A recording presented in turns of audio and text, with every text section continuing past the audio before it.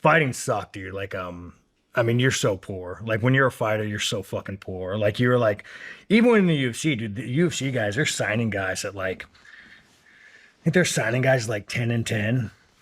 And this What is does that mean, 10 and so 10? like 10 to show, 10 to win. So you get 20, 20 grand for a fight? 20 grand. So then you pay off your manager, you pay off, you pay taxes. Like, dude, if you lose, you'd be making like 8, 7 grand. So Shit.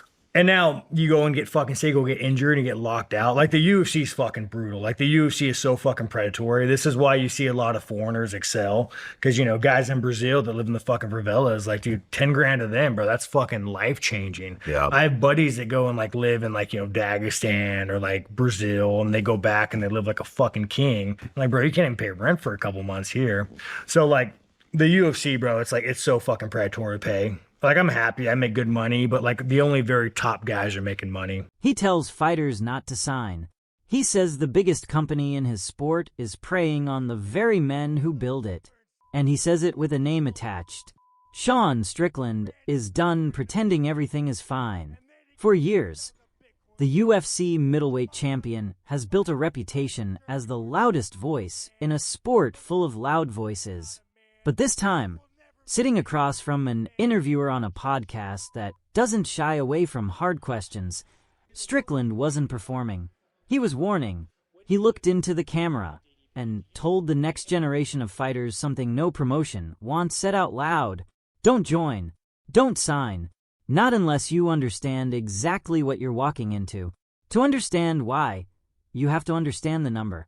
10 and 10. $10,000 to show up.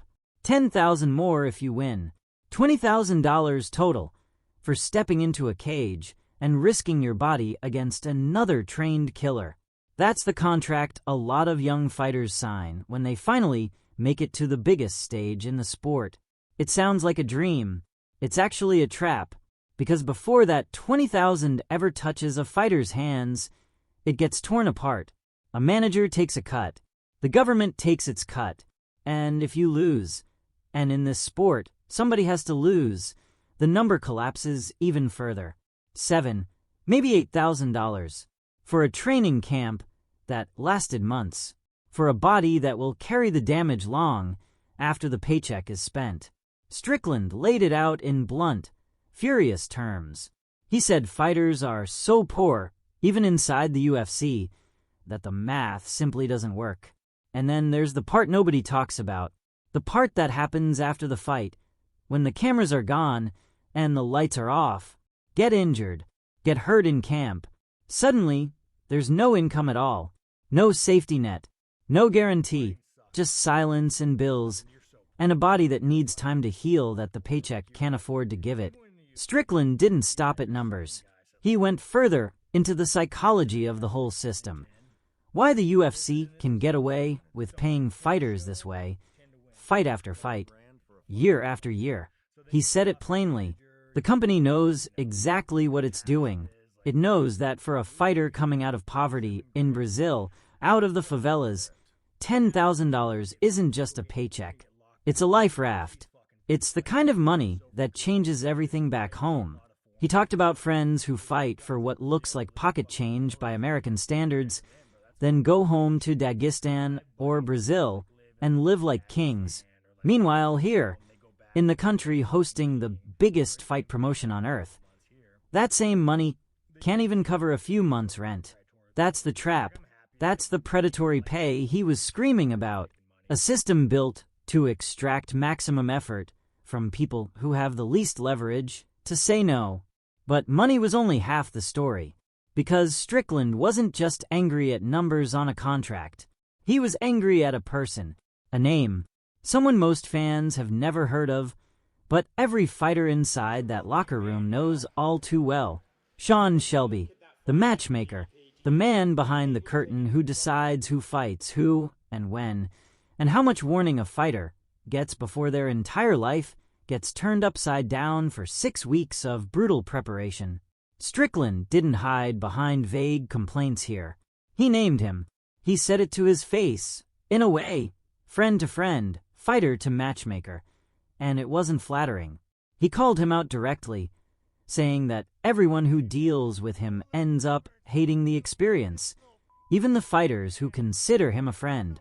Because behind the friendliness is a machine that rewards obedience and punishes hesitation. Here's how it works. According to Strickland, have a boring fight. Don't put on enough of a show for the crowd. You disappear. Benched for months. No call. No opportunity. No paycheck. The clock just stops. And there's nothing you can do about it. But ask for a fight. Actually want to compete. And the response is just as brutal in the opposite direction. The call comes in. Not months out. Not even a full training camp's notice. Sometimes just 2 weeks. 2 weeks to prepare your mind and body for the most physically dangerous test in professional sports. And if you say no, if you dare to ask for more time to actually be ready, you're benched again, frozen out, punished for wanting to protect yourself. And this is where the story gets even darker, because the UFC has found a way to weaponize desperation itself. Short notice fights, the ones that put fighters at the highest risk, stepping in with the least preparation. Those are the fights that come with the biggest financial incentives. Extra money, sometimes tens of thousands of dollars, more than a normal contract. It sounds generous. It's actually calculated. Because when you're barely making rent, when your last fight paid $7,000 after cuts, that kind of offer isn't really a choice. It's coercion, wearing the mask of opportunity. Strickland said it attracts a certain type of person to this sport. People desperate enough, hungry enough, cornered enough to say yes to almost anything. And he wasn't saying it as an outsider criticizing from a distance. He was saying it as the middleweight champion of the world, someone who has lived inside that system and clawed his way to the very top of it. This isn't the first time he's said something like this. He's been critical before, more than once, calling out the promotion's pay structure publicly, poking at a wound that fighters have complained about for years, a wound tied to reports that fighters take home a fraction of the revenue compared to athletes in other major sports. But there's usually been a caveat, a softening, an acknowledgement that, whatever its flaws, the UFC gave him a stage he never would have had otherwise. That without it, he'd be nobody.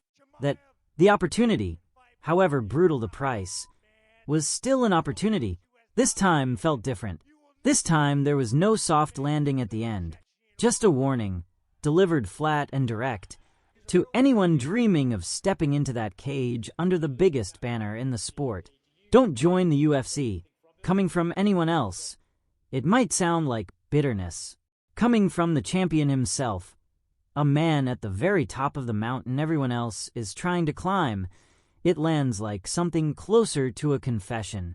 If the man who made it, who's winning, who's finally making real money, if even he is telling people to stay away, then the question isn't whether the system is broken.